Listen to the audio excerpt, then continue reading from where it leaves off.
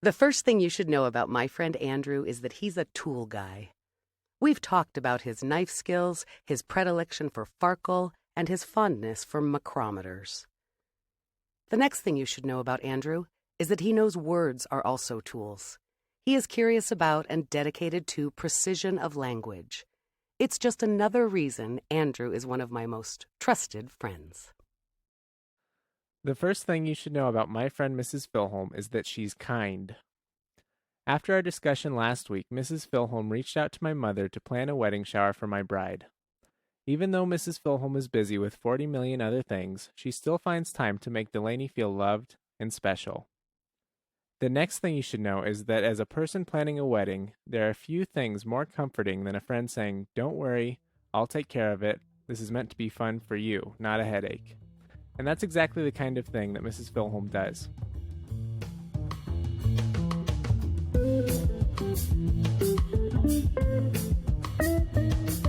Welcome to Half My Age, a weekly show in which a 25-year-old adult and a 50-year-old child help each other make sense of the world.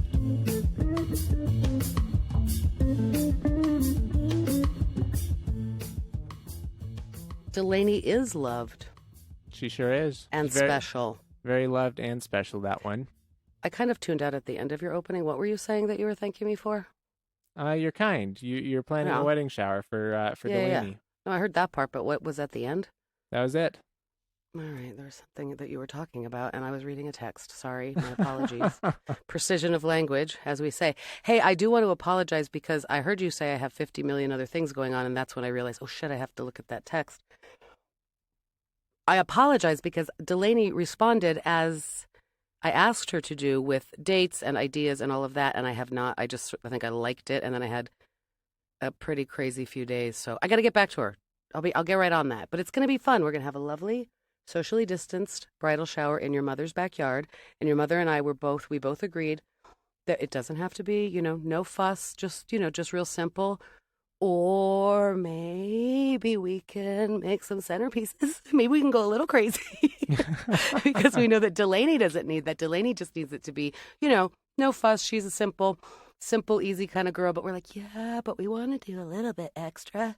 Well, I can see it going a couple different ways. On the one hand, you do have 40 million other things to do. And it would be satisfying enough to get the friends and the family together and do whatever it is people do at a bridal shower.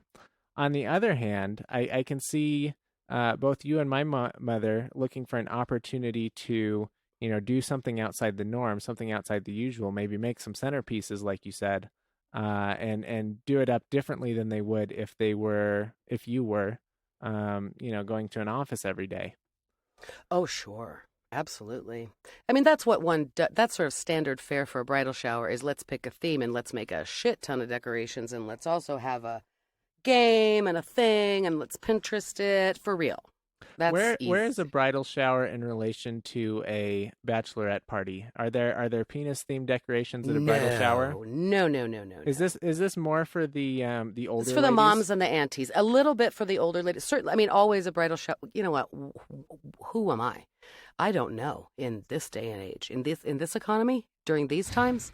But I think that traditionally, it's moms and aunties and girlfriends. It is generally for women. And of course, the bride's young friends are welcome. But it's sort of when I think bridal shower, I think maybe like mimosas, but maybe just brunch, or sweet little treats, just a light fare. It's for ladies who dine, not for going out and getting rowdy. No, and often it is themed like kitchen shower or linens or there's a lot of different themes. Like at my bridal shower, there was one where everybody did give a recipe card, which is funny because who has a recipe box anymore? But I still have recipe cards in the handwriting of my friends and my mother's friends, and often the recipe has some family significance, or it was that kind of thing, like bring your favorite recipe with a little story about it for the bride, and you'd bring things for the kitchen or whatever. So that's one way to do it. I have seen bridal showers where it's like we know they're buying a house and we know what it is, but they need garden stuff. Get them. It's rakes and whatever. There's a million ways to do it. You can also do Sure. like little lingerie shower, but we're not doing that. Sounds kind of 'Cause presumptuous. Sounds real. Just that's not a line that your mother and I would like to cross. Thank you very much. So, and of course, I did contact Delany and tell her that this was the idea. Is that here's the thing. I know you guys, for gifts, you just want cold hard cash. People are going to bring you things, especially to an in-person bridal shower, and there's gonna be a moment where you open those gifts. There just is. And so I said, you guys should think about something. She gave me some ideas, Andrew, but I'm going to try to talk to you right now about this. You guys have to tell people what you want, or else they're going to bring you crap you do not want. Sure. Some of which you can return, but some of it might be like homemade crap that, you know what I mean? Like we're going to, or personalized crap. You do best to have a registry. I do have an update on this, which is I know you have a little registry. Yep, we've created a little registry, and we've only just begun to fill it out.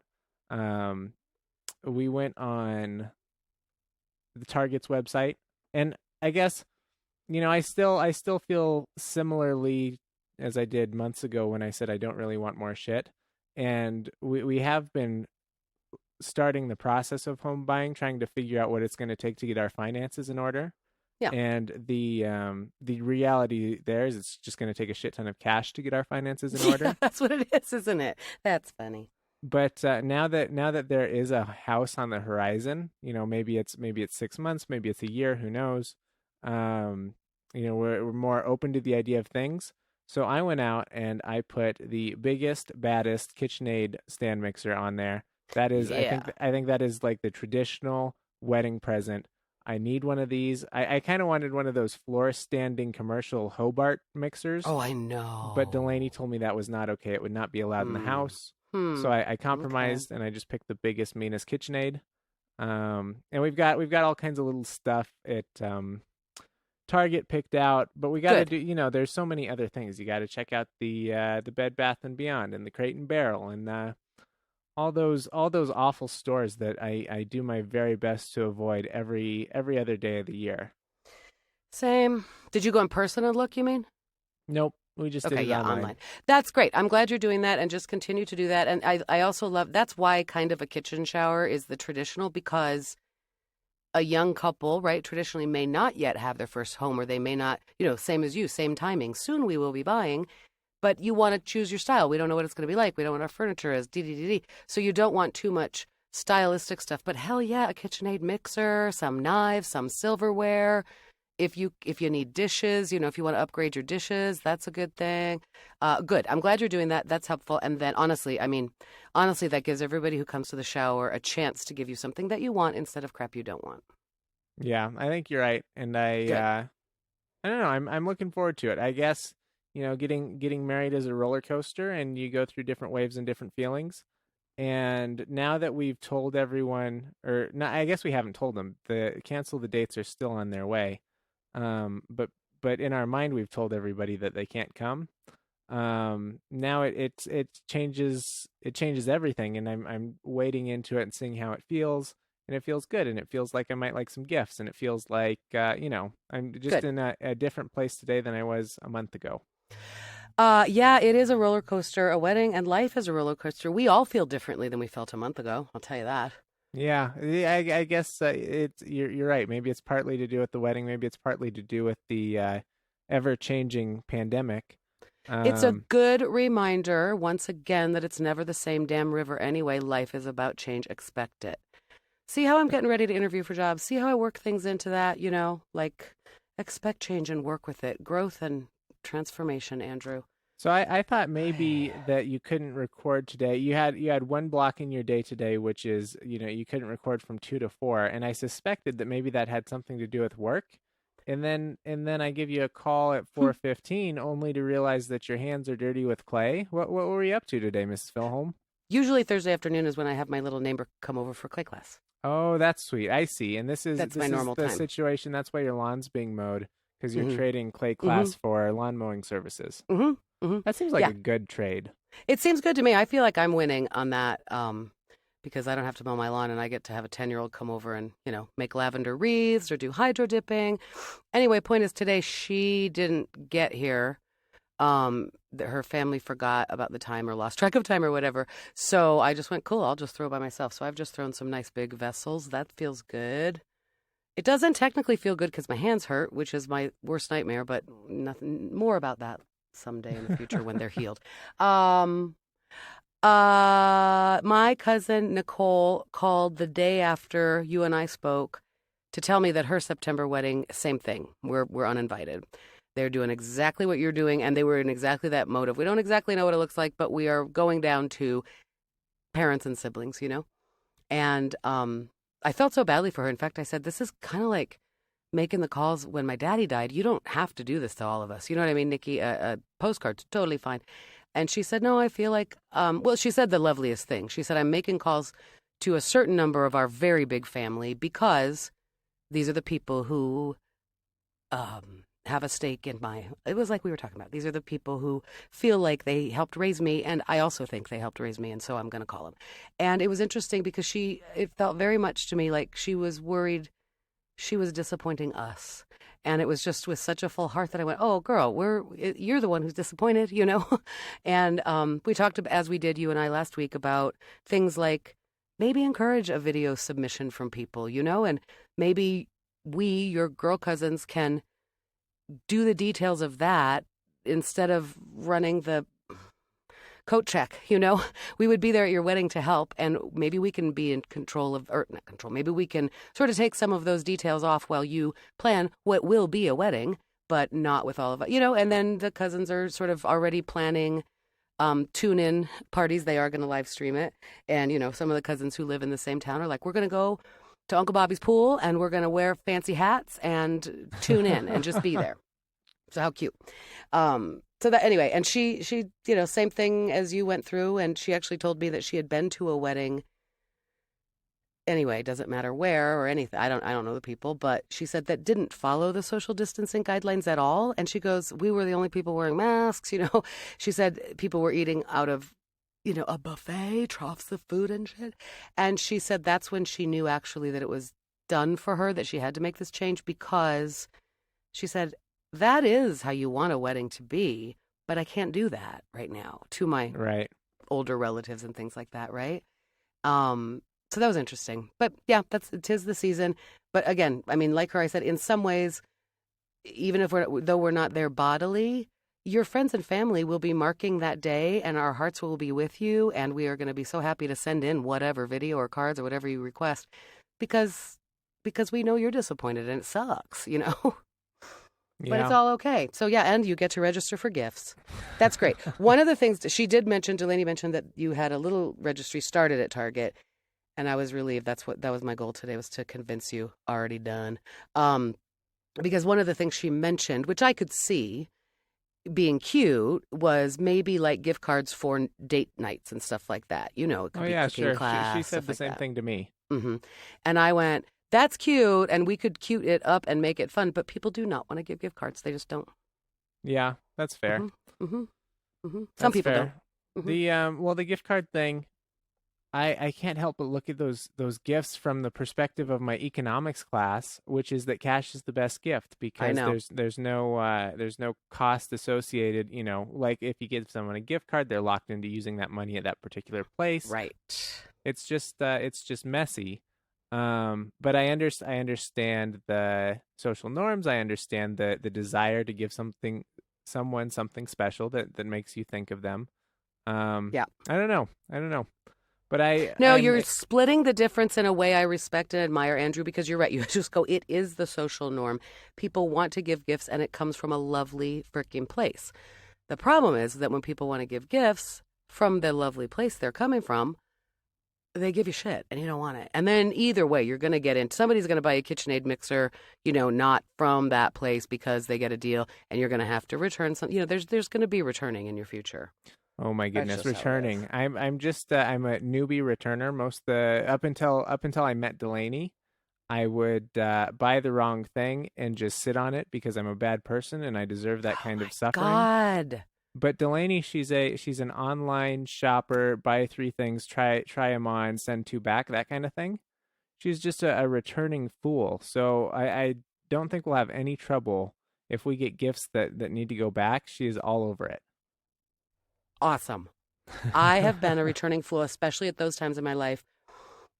Wedding showers and baby showers, because people send you a lot of stuff for your baby, and it's like, I already have this, or, I'd prefer a different size or whatever.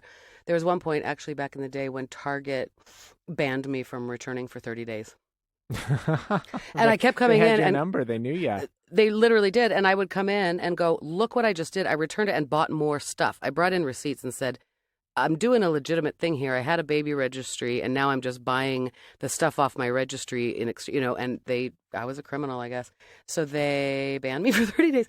That's funny though. That was a contention. That was a sore spot in my marriage, is that he didn't believe in returning, and I mostly did. When I am bad about returning things, it's just because I don't have good systems in place, and I forget, or I hold on to it too long, or I forget. I carry the return thing to Amazon around in my car for 30 days, whatever. But when I get on it, it's awesome. And Amazon returning is amazing. Delany is so good at it. Before the quarantine, before COVID was an issue, she bought some things, and then the malls all closed. She had already decided she didn't want them. All the places closed. The mail order places weren't taking returns because it was that time when people were disinfecting their groceries, right? We thought even the mail was circumspect, and it had to be left in the different room for 2 days. Yeah. So you couldn't take it back online. And Delany sat on those returns for like 3 months until the stores opened back up and took them in and got the money. And I don't know, that's more patience than I have for it, especially like if I'm looking at something and I'm like, okay, what am I going to get back? I'm going to get $30 for this and $10 for that. Is that really worth the trip to the mall? Oh, I know, dude. I get that too. That's the terrible habit. That's the kind of thing I've done New Year's resolutions about over the years. Like this year, I will not let that thing sit there because $12 is just $12, and this thing actually sucks or whatever. I know.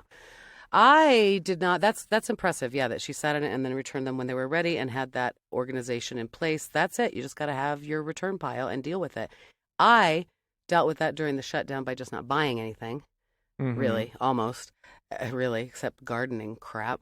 And I hate running errands so much that, I just don't want to go out and go shopping very often. Yesterday, I had to go grocery shopping. I just had to, finally, and I just hate it. I have spent literally hours pulling basil and mint and cilantro and not dill, I just dried that, but off the stems and then mincing it to freeze so that now I've made some beautiful chimichurri sauce. You should take some of that. It's so good with everything. My God, it's good with an egg. It's good with chicken. It's so good. It's good to like mix into sour cream and make a dip. I love a chimichurri. And yeah, and that's the thing. It's a really fun sauce because it's whatever. You can make it different. You can make it spicier. You can add a little lemony. Anyway, and then I've chopped up you can't believe the amount of basil that I have minced up with a little olive oil in the freezer, Andrew, in airtight bags. And then as needed, I will pull that out in bulk and make pesto to give to people. Do you do that in like ice cube trays or what? How Nope. much? I do it in sheets. How do you freeze bags it? of it? Bags of it. I've been freezing it in Ziploc bags. Mm-hmm. And I have several of those so that I don't have to take out, the whole chunk. But anyway, yeah. I mean, the ice cube trays is cool if you want to, for using throughout the season. I still have one plant I haven't even harvested, and I will get more. I will probably get another smaller harvest of the basil and the lavender. Anyway, so I have it ready to go as I pull it out, because pesto with the cheese in it doesn't freeze beautifully necessarily. Sure. So I'm freezing the basil, and then, like I said, I'm not kidding. I think for Christmas this year, everyone's getting pesto. The basil will freeze until December. Then I will bring it back out, have that second shot of the amazing smell in my whole house, and then wrap in the other pesto ingredients, package it up. Happy Christmas. from your poor friend who's still unemployed. Zucchini is I am that lady now. I have made 2 chocolate zucchini cakes. Oh, Andrew. That sounds good. I'm always So wary of good. people trying to sneak vegetables into dessert though. It's a real weird thing. My mom, the reason I know about it is because my mother did it one year when we had a prodigious zucchini harvest. And you literally are, I'm just trying to sneak it in there because what the hell else am I going to do with all this zucchini? Is it similar to a carrot cake kind of situation? Totally is. You certainly can't taste it. There might be a few little, because you grate it. I Sure. guess I could grate it even finer than I did, but it's not. Yes, it's like a carrot cake. You might feel a little bit of a carroty feel in there, but not much. The texture's fine. It is just the moistest, very, very dense and moist tube cake. What's it? Bundt cake pan, and it's chocolate. And then I put a Tube chocolate cake. ganache. Yeah, no, that's not a tube pan. That's a Bundt pan. And I put a chocolate ganache on top of it. No, I mean it's truly delicious. That Really a sounds delicious good. cake. So I've done 2 of those. I have, grilled some zucchini, just pan-fried some zucchini. Truly delicious, but geez Louise. And now somebody just asked me today if I have a spiralizer. Mm-hmm. I should have a spiralizer. Yeah, those seem to be very very in right now. They've been in for a while, and I make jokes about them. However, as we have mentioned, I'm kind of on a buying, what's it called? Moratorium? What am I talking about? Sure. You've hiatus. Hiatus for sure. You know what you're on? You're on a hiatus. I'm a baddest. Ding, where's the bell? Dang it. I don't know where I'm still redoing this studio right here, and it was determined 2 nights ago that I need a new kind of epoxy for some of these sound panels, so it's a bit messy in something here. a little more foam friendly. I don't know. What's the? I think you said maybe your walls were sweating and causing your adhesive I don't to think come it's off, sweating. or- I just think it's heat. I've checked. I don't think there's any actual moisture. Thank God, because we do have to deal with that issue, the leak, the gutter, the thing before winter. O'Shea the other day did rehang the gutters outside the studio, so at least it drains at the right angle, Andrew. Mm-hmm. The pitch of your gutters is a big deal. We've talked about it at least once. Jeez. Anyway, so no, I just think that the studio, the foam, it's one, you know what, it actually is mostly one particular kind of foam that is coming off. And the adhesive that I had for it is supposed to be for hanging audio tile. And it's supposed to be so intense that you really got to think about if you use it because it's going to tear up your sheetrock. It's like that. It's like, this is permanent. Well, I disagree right now. So I don't know what's going on there. But anyway, O'Shea helped me look at. He goes, I think that if you get a different kind of epoxy, because I had a whole system here where I was screwing it up onto the ceiling with washers and screws. I got And that stories works. about screwing carpet. What? In my grandfather's rental house, I was of a young, impressionable age, and someone had left it in a state of disrepair. Sure. And the way my grandfather's kept these houses up over the last 40 years is that he hasn't really. Yeah. When someone moves out, you paint all the walls. Sometimes you paint the Scrape floors. the loose. You scrape the loose. But anyways, on this particular day, we decided we were going to put carpet in this. It's kind of an outdoor addition that was. They added a roof over it and a wall and turned it into a part of the house. They took the outside and brought it in. I think they would say on HGTV if this was a fancy job, but it was not. But anyways, So we went and we got the most industrial grade outdoor carpeting that Home Depot had to offer. And then we cut it pretty roughly to the shape of the room. And then we just screwed it in with drywall screws. We screwed it right into the floor. And that's how we installed this carpet. Christ almighty, isn't that funny? That's sort of how the sod was laid in front of my house. As we have discussed, I had some, real construction work going on out there. Still going on. For 2 days this week, I had a porta potty going on? right in front of my house. It's not going, well, yeah, it kind of is. In fact, one of the guys today working for Denver Water, he said, yeah, I bet you've been wondering, hey, cool, they repaved the street. Then they tore it up again. Then they repaved it. I'm like, yeah, that is what's been going on. I don't know. Are those pipes leaking? Why'd they have to tear it up again? I don't know. I don't know that because that did happen. But the other thing is that they're going east to west, block by block, and maybe 2 blocks at a, 2 blocks at a time. So they're like right now, my street is more of a staging area. Oh, I see. So I have the porta potty right in front of my actual gate for 2 or 3 days. Is it on the street or is it on the street? Okay. I mean, I guess that's better than on your, I don't know what you call the area between your fence and your street. That's the that moat. Still sucks. I mean, having oh, yeah. people coming to your house to use the restroom all the time in front of that your was house. It was like so busy. I kept being like, what is that traffic? Oh, it's just big maintenance vehicles coming and guys getting out to use the porta potty. I don't go in my front yard much, so I wasn't aware. If I actually saw the guy like come and do the whole clean it out, dump it. I'm like, oh my God. Also, hey zombies.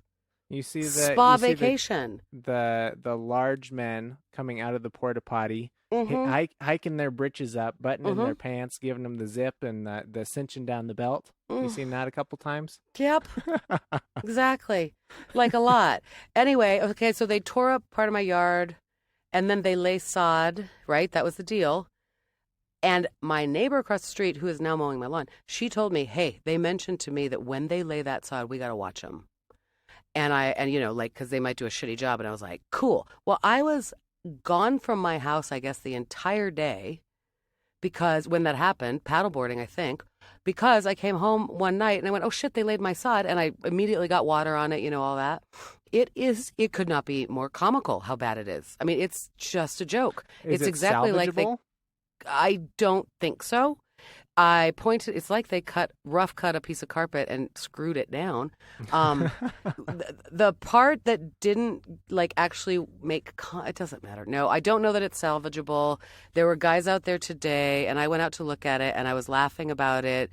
And I was just like, look at this. And they actually took some ownership of it and said, I'm sorry, Brent or whoever the construction foreman was, will let him know. And I was like, oh, really? Do you think they might come back and deal with it? Because should I dirt fill this or should I honestly was just thinking I should tear up that whole moat and just put bark and, hey, while these construction guys. That's what it is. It's a moat. It's the moat. I know it's on the wayfinding system. We know it's the moat. It's the official name. I really, today on my walk, when I was walking back and I was looking at the construction vehicles on my street, I thought, I wonder if I just tore up that whole moat. If they would let me throw it in the back of their trucks. Could you guys go dump this somewhere? Because that's the big concern right now is what do I do with this dead sod?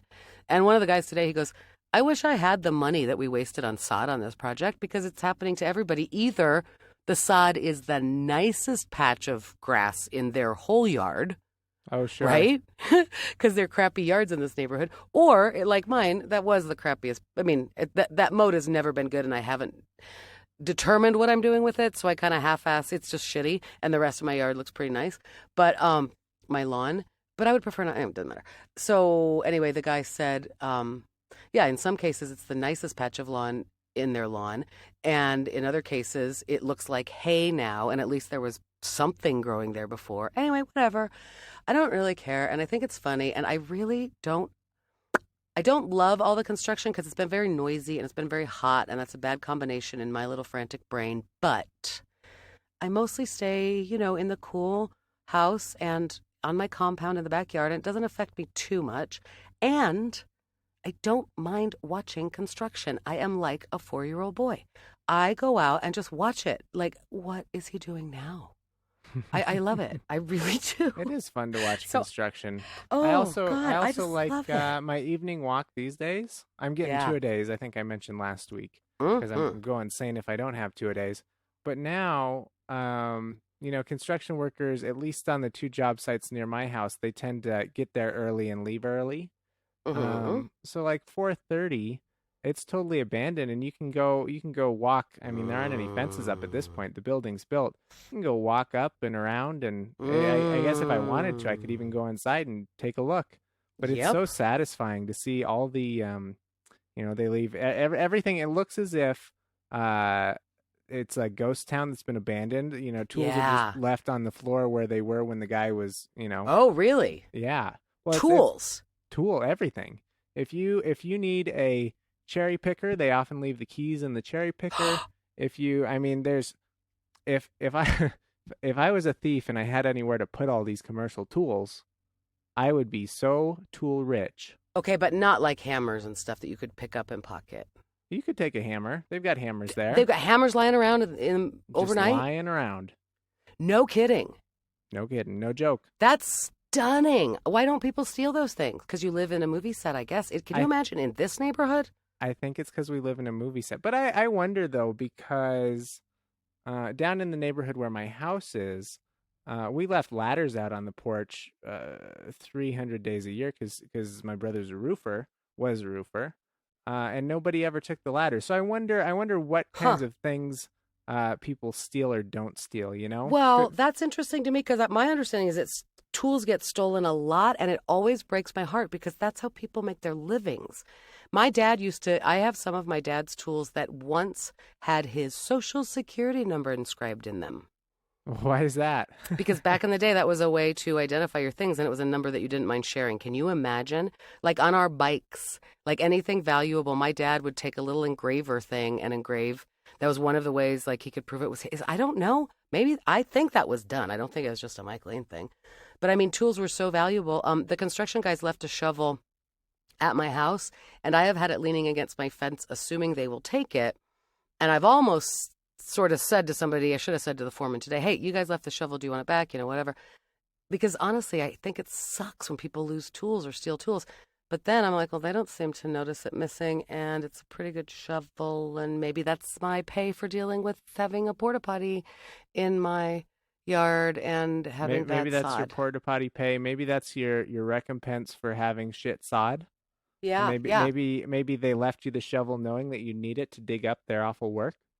Right. I don't technically need it. I have a shovel very similar, so it's kind of like, dang. However, that's helpful, like, if two people are here working to have a shovel. Okay. Well, maybe if you had made a tool registry, maybe if you'd been to the Home Depot and scanned the things and told people what you want, they wouldn't leave you presents you didn't ask for. Exactly. Seriously. And you can do a tool registry also for your wedding, by the way.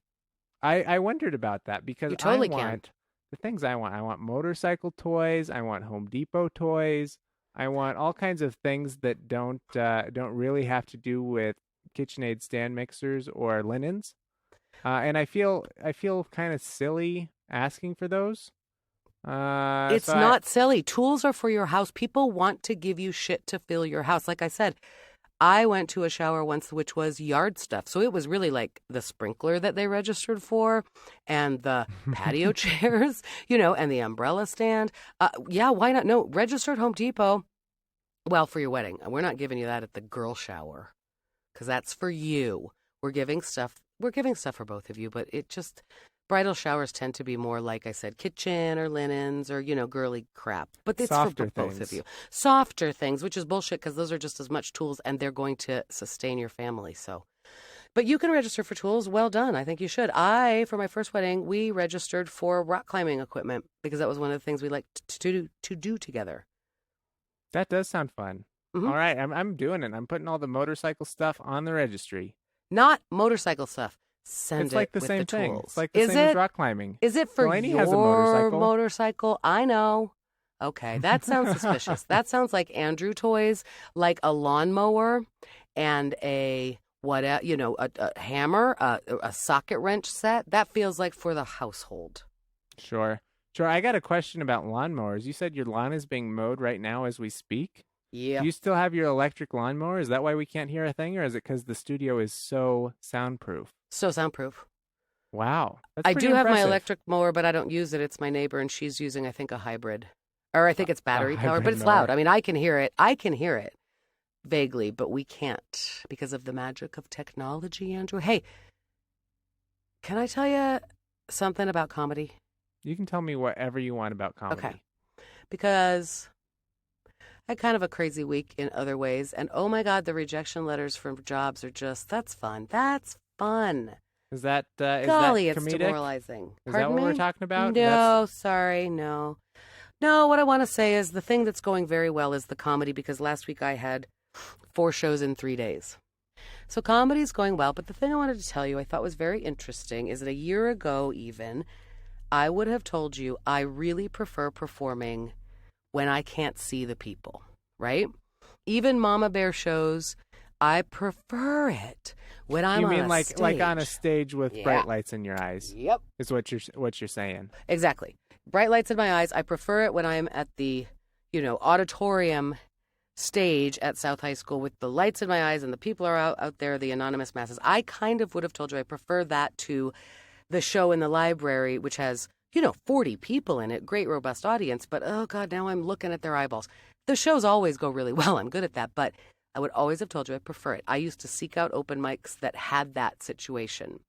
At Three Kings, the first time you ever saw me perform there, that was the situation. There was a dais and there were lights like for a rock band, and I couldn't really see the audience. It was great. I would seek out those mics. I always loved Comedy Works because that was the situation. So the second show I did last Friday night, I did my show first, which is on the patio in the light of day, right, as it gets dark, and then the lights come on and the spotlight makes sense and it gets glowy and nice. But it's people 10 feet from me and I can see them. Open air. I went to a theater show, which was socially distanced and everything, but I got up on the stage and was blinded by the lights. And I had sat in the back, watched the other comics before me, studied the small but very responsive audience. Like I kind of, what are they laughing at? What am I going to do? Because now I'm at the point that I'm really happy also to say, when I do a book show like that, when I have 10 to 15 to 20 minutes, I don't exactly know what I'm going to do when I go up. I've chunked it out. I've thought about it a lot, but it could go any way depending on response. How fun is that? That feels cool. So I'm doing that. I get up there. I can't see them. And I was thrown by it. I got into it. I know how to do that. Like I said, I'm super comfortable. I know what the fourth wall is about, but it threw me and I loved it. I had a great set. It was so fun. And Movita, who hosted, she also was structuring it so that she did a little, she would ask you a question after you performed, get the second mic and ask you a question. It was at the Dangerous Theater, so it was all about, sex, drugs, rock and roll, comedy, whatever. So I was kind of nervous about that. Like, that's improv, oh shit, and I killed that. It felt like getting pulled over to Johnny Carson and doing well at the couch. But it was so interesting that I was thrown by it and didn't prefer it. And I don't know if it's mostly due to COVID and the shutdown and the agony of that. You think it's an out of practice thing? No, I'm telling you. I'm about to tell you what I think it is. I don't know if it's because since coming back and doing sidewalk shows and doing an outdoor show at the dispensary and stuff and almost kind of practicing some street comedy, trying to hold people as long as we can. And then because my show, there just is a lot of anxiety around going out and stuff. So I really feel, as you've mentioned, like I am the protective mama bear of this show and I need it to go well. So I'm checking in with the audience and I'm performing to them. I don't know if it's that or if it's that I got better at this because my show, even in the before times, was looking in the audience's eyes for the most part. I'm so thrilled to announce that I miss the people. I'm there to play with the people. And I used to be so afraid of crowd work at all and the concept of what it was. I don't know if it's because I'm so grateful since the shutdown and because there is just that element of like, we are here for you people. And we have to make this light and funny. We're always walking that edge of what's inappropriate. But in these crazy times when anxiety is so high, we are providing you a service and you people sitting there are providing us a service. And this feels, like crack cocaine to me, like better than sex. This is all I need in life. That lovely interaction and watching the very good comics play with the audience like that at my show. You saw it. Holy cow. It's a beautiful, beautiful connection. And I'm so happy that I made that. Like, I think it's a step forward in my comedy because before all I knew how to do was perform. And yes, you're reading the crowd and you're hearing the warmth and you're checking for laughs and you're waiting for laughs. But you're kind of like, I'm going to do this and sort of pretend there aren't people out there. I'm going to do what I'm going to do. And you people are going to be there receiving it versus, oh, hi, who's out here? Who are you guys? Let me look in your eyes and play with you a little bit. That's so fun. It's kind of interesting that you're having this realization, this moment where you can't see the crowd anymore, and that's bothersome. That's troubling because you got comfortable looking at them and engaging with them directly. But it's kind of, I guess, it's interesting to see this thing go full circle. We're trying all the different permutations. Like when you did your first Zoom show, I don't know if you were able to see the audience at all, but you couldn't hear them, or what was going on with that. But the different combinations of I can see you or I can hear you, I can do both or neither. It's kind of, I guess it's weird to me that I would have never thought it made a difference. Oh, I know. But I suppose what you're saying makes sense, that you're less putting on a show with a script now, and now interacting and engaging. I can see where that's neat and exciting. I don't know. I guess this is an unexplored part of comedy that I never even thought to think about. It's not unexplored. It's unexplored by you. Of course, this is a Right. known thing, and I'm not telling anybody comics what they don't know. I knew that one of my weaknesses was my performy. I knew that all along. I knew that, and somehow I had to break through that, needing to do it word for word and getting thrown if there's just so much anxiety going up and doing that crazy thing we do. And I started to, by virtue of going to all of those open mics, 3 or 4 a night, I knew that that's what I was doing, is breaking through that anxiety and being able to, from the dais at Lion's Lair at midnight, go, hey, Anthony, are you listening? Or, call out my friend, whatever, and just, or write a joke, think of a joke in the bathroom and say it half an hour later when I get called up, being able to sort of think on my feet, which is essential. And I know it from improv, but as a stand-up comic, I just didn't have the skills and relied on my performance stuff, which in some ways is my superpower, but I always knew. And some of the mentors in the scene have talked to me about that. Like, it is both your superpower because you have stage presence, but also your weakness. And I knew that. And I am just like, it organically, part of it was, like I said, I worked on it a lot, but more than organically, out of the basic fundamental need of like, why am I up here doing this? What is this weird thing that we do? Sure, it's finding the funny in the tragedy and writing jokes about it helps me not be sad, but it's not just that, or I would sit at home and post it on Facebook, and I don't do that. It's the live human interaction and ultimately realizing, as always, as a performer with Mama Bear, when I would go and do those shows and feel nervous, I would always remind myself, this isn't for me, this is for them. Even if one person is touched or helped by this information, you always put it into that.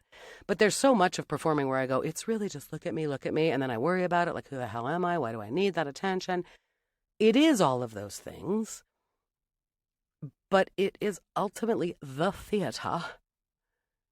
theater arts, the performing arts since ancient times are about a connection with people and spreading hope and giving joy and giving catharsis and knowing when I can see the people and work with them. It means I'm not as afraid to be up there on stage. I'm comfortable. I can be versatile. I can think of a little joke I have that just came up. That's been really fun running my own show too, because I also have the flexibility to do that. I don't have a time and a light. I can do whatever the hell I want. And so for sure that has helped me build that muscle, but it was just such a delightful thing to realize that, oh yeah, okay, I'm becoming a comic. That's cool. And the Zoom shows, as you say, what I figured out about that, and I will do more Zoom shows, that does seem to be a thing that actually keeps growing, and people are tuning in and things to virtual shows. That is a totally different, that's the opposite of that. I put on a little shtick. I'm doing an artifice now, like I told you, here I am caught in my bathroom, something like that. For me, that works best for those remote shows. Is I know I can't exactly hear you in real time, so this is going to be a shtick. This is going to be me performing at you, a little bit, because I can't get your responses as well as I can in real life. The other thing that I realized doing the show, especially on Saturday night, but even on my Friday night show, because Andrew, you've heard it, I tell some sexy little jokes, and I'm playing to some men in the audience who are, looking at me, and it's a real funny thing, and I'm calling them out and all of that. And I used to get those men coming up to me after my sets and flirting with me, or hey, I'm a young man, I heard you say and now they don't.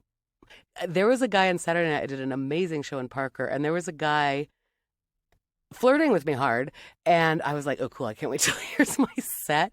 And I definitely did a joke for his benefit, and afterwards he barely spoke to me, and I know he liked the set. I saw him laughing. I intimidate them. They are afraid of me. Cool. And as Apple said, that means you're getting good. Especially for a woman comic, and especially when I'm running my show. it's intimidating. Because I might seem like a man eater a little bit, right? It might be a little bit ball busty, but also I think it's more, it's intimidating because I'm good, because I seem untouchable. I seem like a big celebrity, in that moment, you know what I'm saying? That thing is a common thing, to see somebody on stage be in their prime and do their thing, and whether it's just a local comedy show or a big Broadway event, they seem untouchable because you've just seen a character and a performance, and you've laughed and you've had this weird intimate moment, and then maybe it almost feels like, golly, oh gosh, you saw me, I don't know, naked or something. I don't know, but it's a thing, and the more and other women, especially women comics, have told me, no, that's a good thing, and the guys are like, no, that means you're getting good. You're a little bit intimidating. You should be. That means you're getting good, and that is why the boys say that my comedy is the best new wave feminist comedy, because it's a woman in charge, right? It's a confident woman in charge doing these things, and it kind of flips some things on its head. Anyway, that's kind of cool, and it feels good, and I do feel like I've been doing good work. I've been proud of the work. Well, I got some thoughts on that, though. All right. Which is when I went to see your show, I was sat there with Delany and Kim, your friend, and a gentleman who's a gentleman of the gentlemanly variety, male, Yeah. I mean. Yes. And your set wasn't so much about being recently divorced and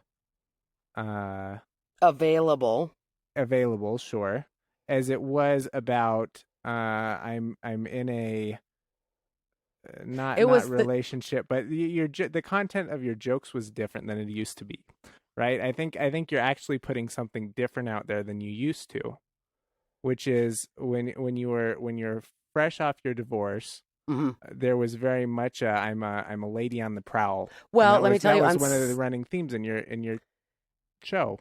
On right? Saturday night, it still is. It still is. The show you saw, there was probably less of that. I think I also did teenager material at the beginning. And I've been splitting that a lot and bringing the teenager stuff in and having fun with it.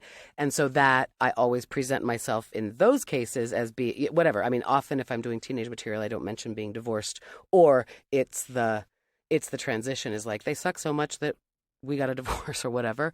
But on Saturday night, I did a joke that you know from the olden days when I was first going back to comedy after getting a divorce, which was, yeah, getting a divorce at 50. I have, I'm clueless. I'm dating. I haven't been on the market since Seinfeld was on the air, because it was a middle-aged crowd and they loved that joke. At Comedy Works, that joke feels sort of tired, and I haven't been doing it for a long time.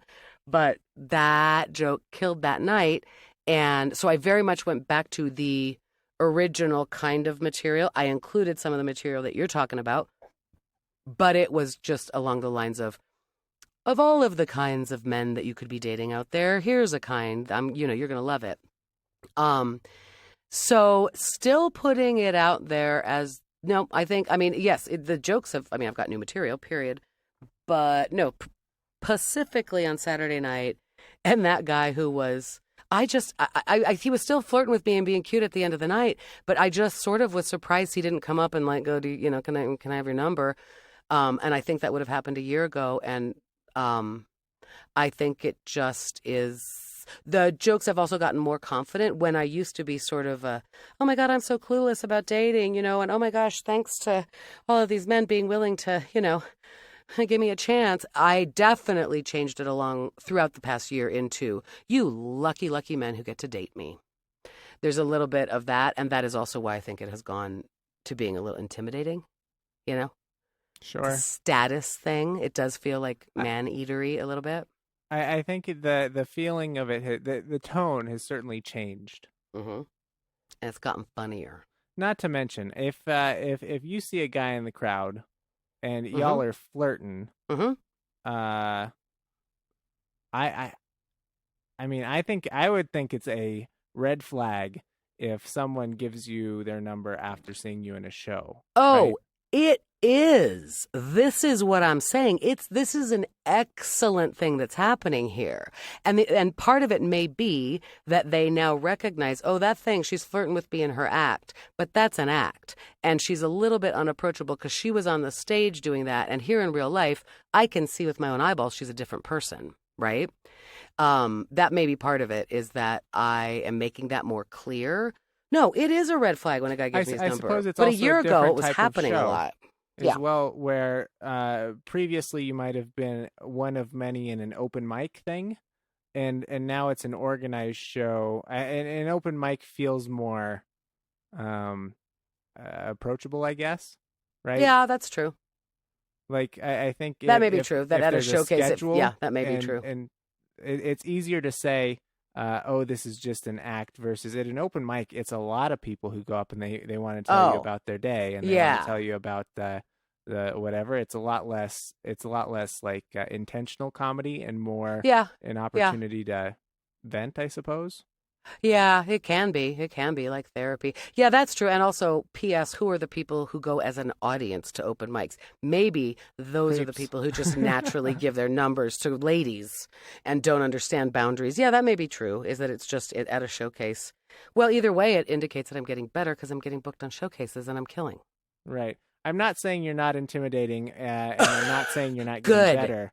I'm just saying that as a data scientist, there's a lot of different variables in here that we might interrogate further. Hey, I love that about you. I was going to put in my open, not only do you know that words are tools, you also know that data and statistics are tools, and then you use very precise language to draw sensible conclusions. I appreciate that, Andrew. Well, you know I love a sensible conclusion. Mm-hmm. That's bringing the ruckus right there. That's funny. Okay, it's been fun. Bye, Andrew. Goodbye, Mrs. Filholm.